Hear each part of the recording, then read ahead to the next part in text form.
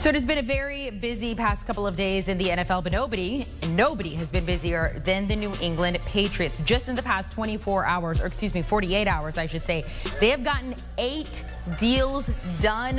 They have almost $140 million in guaranteed money out there. And this is very unlike the Patriots. So now what can we expect from them when it comes to the draft? Let's welcome in draft expert Ryan Wilson to talk about this. All right, Ryan, Patriots, they're picking at 15, and they've addressed a lot of their needs so far in free agency. So this leaves us wondering what they're going to do in the draft, and you may be thinking quarterback.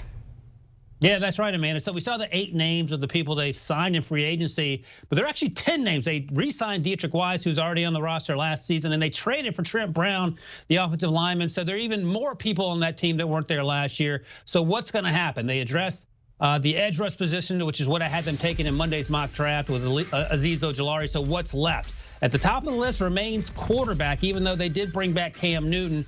I don't think Cam Newton is completely healthy. He certainly didn't look like it last season. He was only a shadow of that 2015 MVP season. So what does that mean if you're sitting there at 15? Here are the 5 quarterbacks you can choose from. Trevor Lawrence, you can mark his name out. He will be gone, #1 overall. If the Patriots like one of these other 4 quarterbacks, they'll have to decide how far they want to trade up to get them. And that seems like an obvious arrow pointing in that direction because, as you noted, they've got 10 other guys on the roster that weren't there last year, except for Wise, who they re-signed, who fill huge needs, including 2 of the best tight ends in free agency, including 2 wide receivers, which is a huge need for them, including offensive line was a huge need for them, including edge rusher, which was a huge. You see the pattern here, Amanda? So I think quarterback is at the top of this list. I had them taking an edge rusher, like I mentioned. Maybe they circle back to beef up the edge rush position, but I feel like if there's a quarterback there at 15 or maybe nearby at 10 or so, they may be interested in trying to go get that guy. Well, around 10 or 15, but Ryan, I mean, could you see them actually trading up? Because this is unlike the Patriots, what we've already seen. So could we see an unlike the Patriots way in the draft?